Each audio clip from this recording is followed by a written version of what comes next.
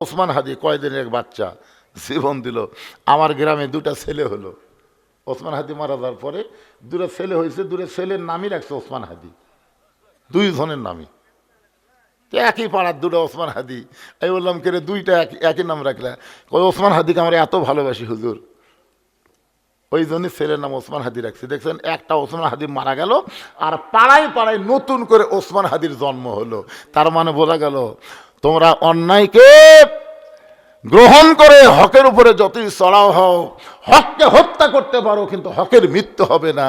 হক চারিদিক থেকে আবার প্রজ্বলিত হয়ে আলোকিত হয়ে বের হবে। জোরে কোন কথা ঠিক কি না? কি মনে করতেছেন ভাই? কারবালার প্রান্তরে ইয়াজিদ হোসেনকে হত্যা করছে, আমাকা এইটা চিন্তা করে করে জীবন শেষ লাগবে না? যদি বাঁচার মতন কোনো ক্যাপাসিটি থাকতো, খালেদা যে মরতো, বাঁচানোর লোক কি কম আছে? হায় হায়, যার জানাজাত 20 লক্ষ মানুষ আছে, কমসে কম 20 লাখ লোক, তাহলে সেই লোকটা মরল কেন? মানে ক্যাপাসিটি শেষ। বড় ডাক্তার বড় হাসপাতাল দিয়েও কাম হলো না। মানে যতই চেষ্টা করেন জীবন বাঁচান যাবে না, মরা লাগবেই। তো মরাই যখন লাগবে, সেই মরালে কোনো টেনশন আমরা করবো না। এই জন্য 1 নম্বর কারণ হলো না মরলে জান্নাতে যাওয়া যাবে না, এই জন্য আমরা মরবার চাই। জোরে কোন কথা ঠিক কিনা? 2 নম্বর কারণ হলো মরবো। এখন বলেন তো, যে লোকটার সাথে আপনি বাটন মোবাইলে ঢাকার এক লোকের সাথে গল্প করতেছেন, ঢাকার লোকের বাটন মোবাইল, এই মোবাইল কি দেখা যায়? তো ঢাকার লোকেরা যদি কথা বলতে বলতে হাসে, আপনি কি বুঝতে পারবেন না? কথা বলতে বলতে যদি কান দিয়ে, আপনি কি বুঝতে পারবেন না? অবশ্যই বোঝা যাবে। তো মুসা আলাইহিস সালাম আল্লাহর সাথে কি বলে? কথা বলে, আল্লাহ হাসতেছে। মুসা বলে আল্লাহ আপনি হাসেন কেন?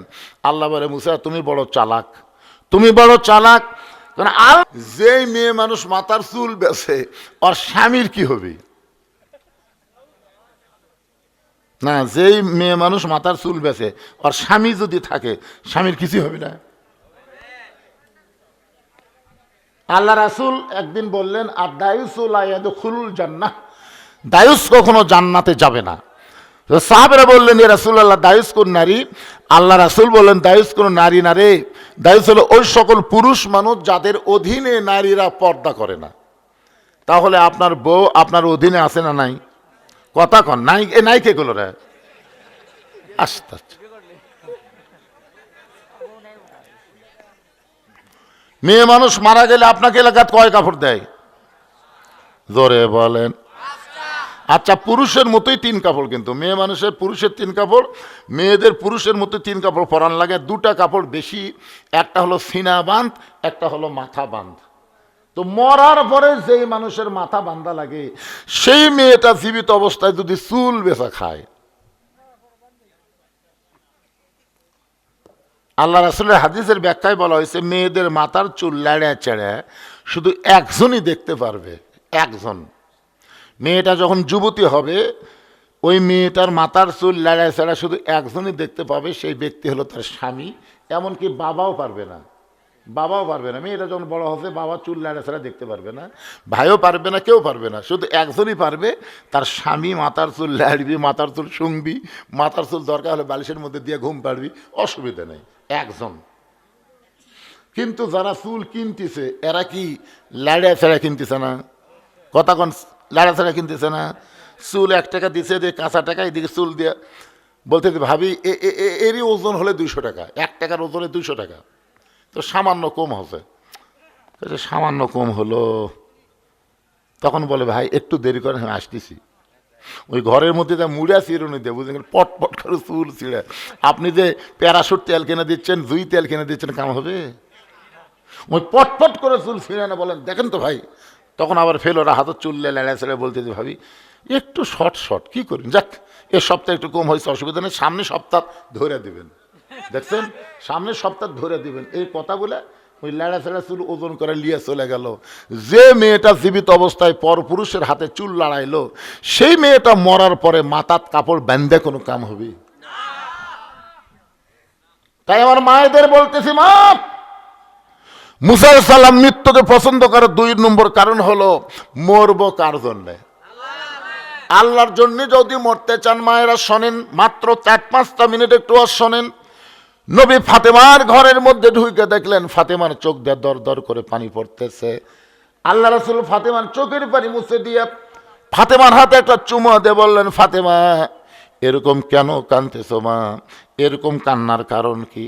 ফাতেমা বলতেছে, বাবা এমন একটা গরিবের সঙ্গে আমার বিয়ে দিয়েছেন, এমন একটা গরিবের সঙ্গে আমার বিয়ে দিয়েছেন, সকালে খাবার থাকলে রাতে খাবার থাকে না, রাতে কোনো দিন খাবার পাইলে সকালবেলা থাকে না, এমনও 2-3 দিন পর্যন্ত ফাতেমার ঘরে কোনো খাবার থাকে না। রাসূল বললেন, ফাতেমা তাহলে শোনো, এত কষ্টের মধ্যেও তুমি যখন আল্লাহর আইন, আল্লাহর কথাগুলো আমল করতেছ, আল্লাহ পাক একটা সুখবর দিয়ে তোমার কাছে আমারে পাঠিয়ে দিছে। ফাতেমা বললেন, বাবা সেই সুখবরটা কি? রাসূল বললেন, ফাতেমা মেয়েদের জন্য মাত্র 4টা আমল করা লাগবে। 1 নম্বর হলো নামাজ, 2 নম্বর রমজান মাসে রোজা, 3 নম্বর স্বামীর কথা মতো চলা, 4 নম্বর সতীত্বের হেফাজত, পর্দা করা। ও ফাতেমা, পর্দাকে তুমি এমনভাবে গ্রহণ করেছো, আল্লাহ তাআলা তোমার পর্দা কবুল করে তোমাকে খাতুনে জান্নাত ডিগ্রি দিয়েছে। সঙ্গে সঙ্গে ফাতেমা চোখের পানি মুছে বলতেছে, বাবা এত বড় ডিগ্রি যখন আল্লাহ আমাকে দিল, যত কষ্টে আমার জীবনে হোক না কেন, আমি আর কোনোদিন পর্দা থেকে নিজকে বাহির করব না। নবীর সামনে ঘোমটা দিয়ে ফাতেমা বললেন, এই যে আপনাকে সাক্ষী রেখে আল্লাহর সামনে ওয়াদা করলাম। ফাতেমা পর্দার মধ্যে ঢুকলো, যত কষ্ট হোক না কেন এই পর্দা হারা ফাতেমার হবে না। আল্লাহ রাসূল খুশি হয়ে চলে গেলেন। আল্লাহ রাসূল ফাতেমার দিকে লক্ষ্য রাখলেন, এমনভাবে ফাতেমা পর্দা গ্রহণ করেছে, ফাতেমার পর্দাকে আল্লাহ কবুল করলো। ফাতেমা দুনিয়া থেকে যখন বিদায় নিল, এই পর্দার মধ্যেই দুনিয়া থেকে বিদায় নিয়েছে, পর্দার মধ্যেই তাকে দাফন করা হলো। পর্দার মধ্যেই হযরত আলী আল্লাহর কাছে ফরিয়াদ করলেন, আল্লাহ ফাতেমার পর্দাকে কবুল করে নাও। এখনো যারা আমরা মক্কায় হজ করতে যাই, মদিনার রাসূলের রওজা জিয়ারত করতে চাই, মদিনার রাসূলের রওজার পাশে জান্নাতুল বাকির মধ্যে ফাতেমার কবর। এই কবরটা কোন জায়গায় দুনিয়ার কোনো মানুষ বলতে পারে না। আমার মায়েদের বলতেছে, মা সেই খাতুনে জান্নাত ফাতেমার সঙ্গে যদি জান্নাতে যাবার চান, তাহলে পর্দা ছাড়া ফাতেমার সঙ্গে জান্নাতে যাওয়া যাবে না। আমার নারীদের জন্য এইটা ওয়াজ করলাম। আল্লাহ কোরআনে বলেছেন, অকরনা ফি বুয়ুতিকুন্না ওয়ালা তাবাররাজনা তাবাররুজাল জাহিলিয়াতিল উলা। এ মেয়েরা, তোমরা ঘরের মধ্যে থাকো, তোমরা ঘরের বাহির হয় না। কোনো প্রয়োজনে যদি ঘরের বাহির হও, হেজাব নিয়ে পর্দা নিয়ে বের হবে। ওই জাহেলি যুগের মেয়েদের মতন সাজগুজু করে বের হওয়া যাবে না। মেয়েরা যদি পর্দার মধ্যে থাকে, আল্লাহ মা বোনদেরকে ফাতেমার সঙ্গে জান্নাত দিয়ে দিবে। এখন চলে আসেন, মুসা বলতেছে, আল্লাহ মৃত্যুকে পছন্দ করার 2 নম্বর কারণ হলো, আমার মৃত্যুটা কেবলমাত্র আপনার জন্যেই অক্ষ করেছি। আল্লাহর কুদরতি মুখে হাসি ফুটে গেছে। আল্লাহর কুদরতি মুখে কি ফুটে গেছে? হাসি ফুটে গেছে। এখন বলেন তো, যে লোকটার সাথে আপনি বাটন মোবাইলে ঢাকার এক লোকের সাথে গল্প করতেছেন, ঢাকার লোকের বাটন মোবাইল, এই মোবাইল কি দেখা যায়? তো ঢাকার লোকেরা যদি কথা বলতে বলতে হাসে, আপনি কি বুঝতে পারবেন না?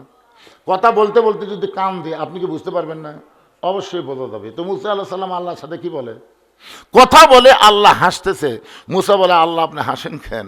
আল্লাহ বলে, মুসা তুমি বড় চালাক, তুমি বড় চালাক।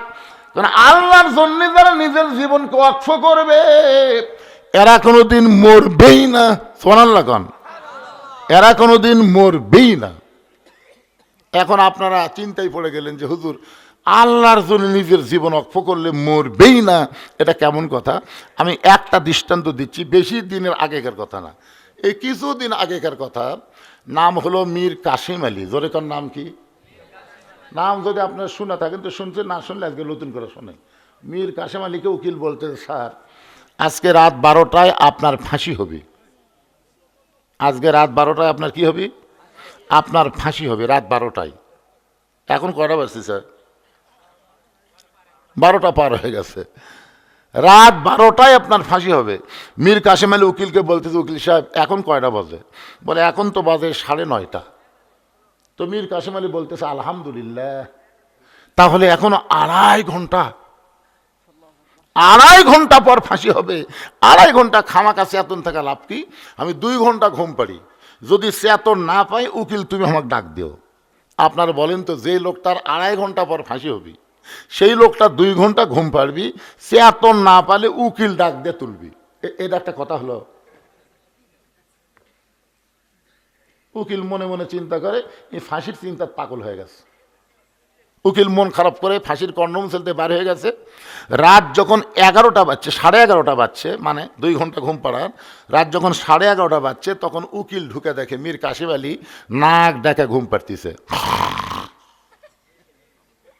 উকিল কয় সর্বনাশ, যেই লোকটার 8 ঘন্টা পর ফাঁসি হবি আর সেই লোকটা নাক ডেকে ঘুম পাড়তিছে, এই মানুষ করে। পায়ে ঝোঁকান দিতে মীর কাশিম আলী চেতন পাওয়ার পরে বলতেছে, উকিল সাহেব ফাঁসির সময় কে হয়েছে? বলে না স্যার, এখনো 8 ঘন্টা আছে। মীর কাশিম আলী মুচকি হাসি দিয়ে বললেন আলহামদুলিল্লাহ। এখনো 8 ঘন্টা আছে, মুচকি হাসি দিয়ে বললেন আলহামদুলিল্লাহ। ওযু করে 2 রাকাত নামাজ পড়ে কোরআনের সূরা মুলক আর মুজাম্মিল তেলাওয়াত করে ফাঁসির কন্ডম ছেড়ে সবচাইতে ভালো পাঞ্জাবি যেটা ছিল ওই পাঞ্জাবি পরে শিরোনো দিয়ে মাথার চুল হাসরায় বলে, উকিল দেখো তো আমারে কেমন লাগতেছে। উকিল কান্দারে বলে, স্যার আপনার ফাঁসি হবে, কিছুক্ষণের মধ্যে আপনাকে ফাঁসির মঞ্চে নিয়ে যে ফাঁসি দেওয়া হবে। আপনি কি শ্বশুর বাড়ি যাবেন? এমন করে পাঞ্জাবি গায়ে দিয়ে চুল হাসরায় বলতেছেন কেমন লাগতেছে। এবার মীর কাশিম আলী মুচকে মুচকে হাসির বলে, উকিল ফাঁসি হবে আমার, আর তুমি কেন কাঁদতেছো? আমার ফাঁসি হবে, তুমি কেন কান্দো? ওরে উকিল শোনে নাও, ফাঁসির মাধ্যমে আল্লাহ তাআলা আমার জন্যে 8টা জান্নাতের দরজা খুলে দিবে। ওয়ালা তাকুলু লিমান ইউকতালু ফি সাবিলিল্লাহি আমওয়াতুন বাল আহইয়াউ ওয়ালাকিন লা তাশউরুন। আল্লাহর জন্য যারা জীবন দিবে, আল্লাহর জন্য যারা জীবন দেবে, আপনার বলেন তো তারা কি মরবে? এই জন্য আল্লাহ কোরআনে বলেছেন, আমার জন্য যারা জীবন দিবে আমি আল্লাহ বলতেছি তারা মরবেই না। এই যে ওসমান হাদি কয়দিনের এক বাচ্চা জীবন দিল, আমার গ্রামে 2টা ছেলে হলো। ওসমান হাদি মারা যাওয়ার পরে 2টা ছেলে হয়েছে, 2টা ছেলের নামই রাখছে ওসমান হাদি, 2 জনের নামই। একই পাড়ার 2টা ওসমান হাদি। আমি বললাম কে রে 2টা একই নাম রাখলে? ওসমান হাদিকে আমরা এত ভালোবাসি হুজুর, ওই জন্য ছেলের নাম ওসমান হাদি রাখছি। দেখছেন, একটা ওসমান হাদি মারা গেল আর পাড়ায় পাড়ায় নতুন করে ওসমান হাদির জন্ম হলো। তার মানে বোঝা গেল তোমরা অন্যায়কে গ্রহণ করে হকের উপরে যতই চড়াও হও, হককে হত্যা করতে পারো, কিন্তু হকের মৃত্যু হবে না। হক চারিদিক থেকে আবার প্রজ্বলিত হয়ে আলোকিত হয়ে বের হবে। জোরে কোন কথা ঠিক কি না? কি মনে করতেছেন ভাই? কারবালার প্রান্তরে ইয়াজিদ হোসাইনকে হত্যা করছে, কিন্তু হোসাইন মরে নাই, ইয়াজিদই মরছে। আপনার কি মনে করতেছেন হোসাইন মরছে? প্রত্যেক পাড়ায় পাড়ায় হোসাইন আছে না নাই? আপনি গোটা নন্দীগ্রাম খুঁজে দেখেন তো একটা ইয়াজিদ পাবেন? আমার এক খালাতো বোনের মেয়ে আছে, খালা আমার কয়, বাবা অনেক তদবিরের পরে তোমার বোনের একটা মেয়ে আছে, বাবা হুজুর মানুষ একটা ভালো নাম থতো। আমি বললাম, খালা ভালো নাম বর্তমানে কি থবেন? হাসিনা থন। সেই কছি হাসিনা। ওরে খালা গরম। এই তুই আলেম না জালেম রে? তোকে একটা ভালো নামের কথা বললাম, আপনি খুনি হাসিনার নাম বলিস। তার মানে বোঝা গেল হাসিনা নাম ওরেও পচে গেছে, এখন হাসিনা নাম কেউ রাখবে না। আর ওসমান হাদি দুনিয়া থেকে বিদায় নেওয়ার পরেও নতুন নতুন জন্ম নিচ্ছে। জোরে কোন কথা ঠিক কি না? আকাশেতে লক্ষ্য তারা, একটা চাঁদের আলো 1000 কোটি মানুষের চাইতে আল্লাহ রাস্তায় জীবন দেওয়া একটা ওসমান হাদি অনেক ভালো।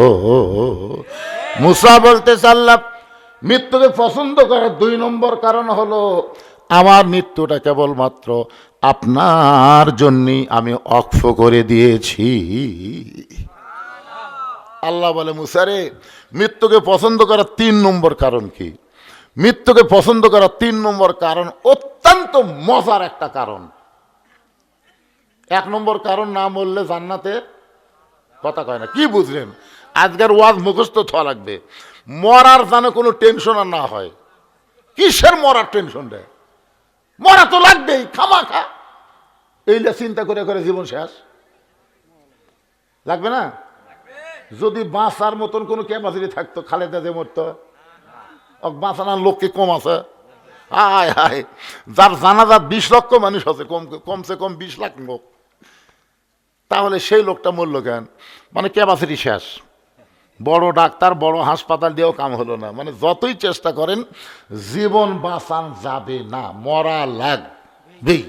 তো মরাই যখন লাগবে সেই মরালে কোনো টেনশন আমরা করব না। এই জন্য 1 নম্বর কারণ হলো না মরলে জান্নাতে যাওয়া যাবে না, এই জন্য আমরা মরবার চাই। জোরে কোন কথা ঠিক কিনা? 2 নম্বর কারণ হলো মরবো কার জন্যে?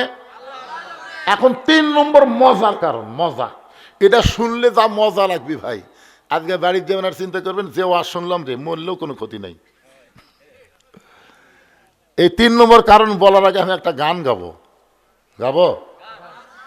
কতজনকে কত কি দিলাম, যাবার কালে একজনারও দেখা না পাইলাম।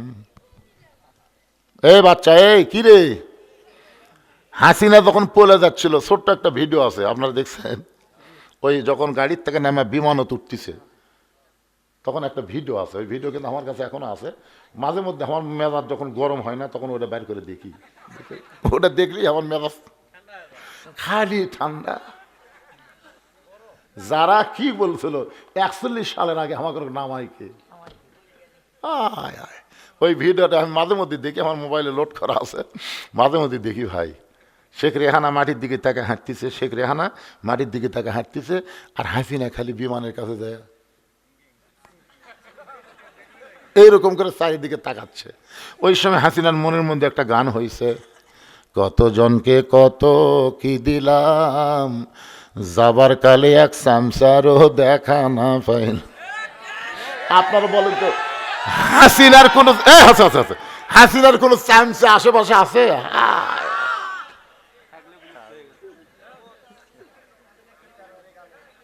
এই যে মুসা আলাইহিস সালাম মৃত্যুকে পছন্দ করে 3 নম্বর কারণ, যে সেই মজার কারণ ভাই। এই মজার কারণে আমি বলবো, আপনারা কারা কারা শুনবেন আল্লাহকে একটু হাত দেখান তো দেখি। যারা যারা শুনবেন লিল্লাহি তাকবীর, হাত নামান। হ্যাঁ, না না, এই 80 কে? আচ্ছা আসেন।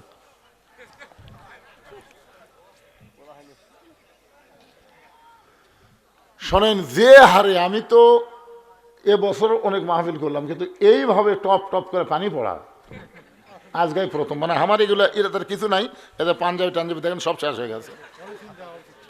তাও আমি আপনাদের নিয়ে কষ্ট করে কথাটা বলতেছি।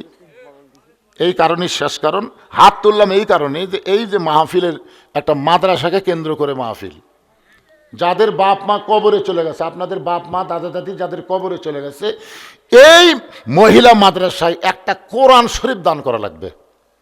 বাপ মা দাদা দাদির কবরকে আল্লাহ যেন জান্নাতের টুকরা বানায়, এই নিয়তে এই মাদ্রাসাত একটা কোরআন শরীফ দান করা লাগবে। একটা কোরআন শরীফ মাত্র 200 টাকা। আপনি 200 টাকা দিবেন, একটা কোরআন শরীফ দান করা সওয়াব আল্লাহ আপনার বাপ মার কবরে দিয়ে দিবে।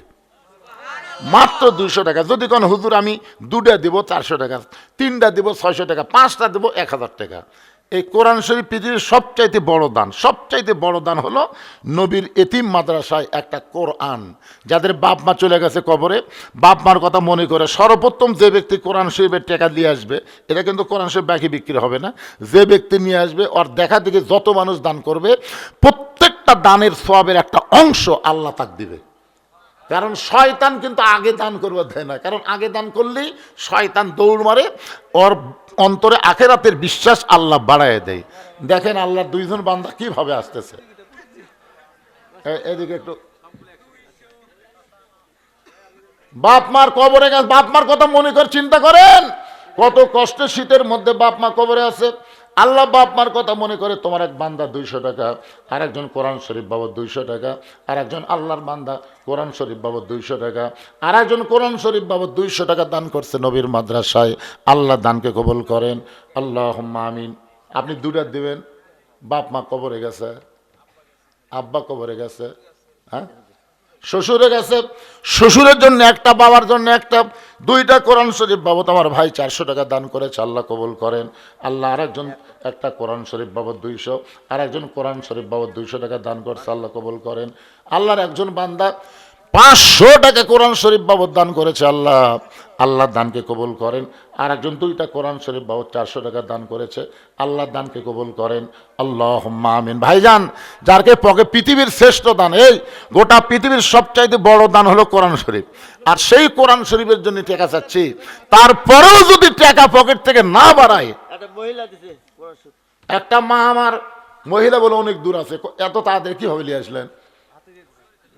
একজন মা মহিলা কোরআন শরীফ বাবদ 200 টাকা দান করেছে। আল্লাহ দানকে কবুল করেন। আর একজন 200 টাকা কোরআন শরীফ বাবদ দান করেছে। কে রে বসে গেলেন কেন? ভাই আসেন, যাদের পকেটে টাকা আছে।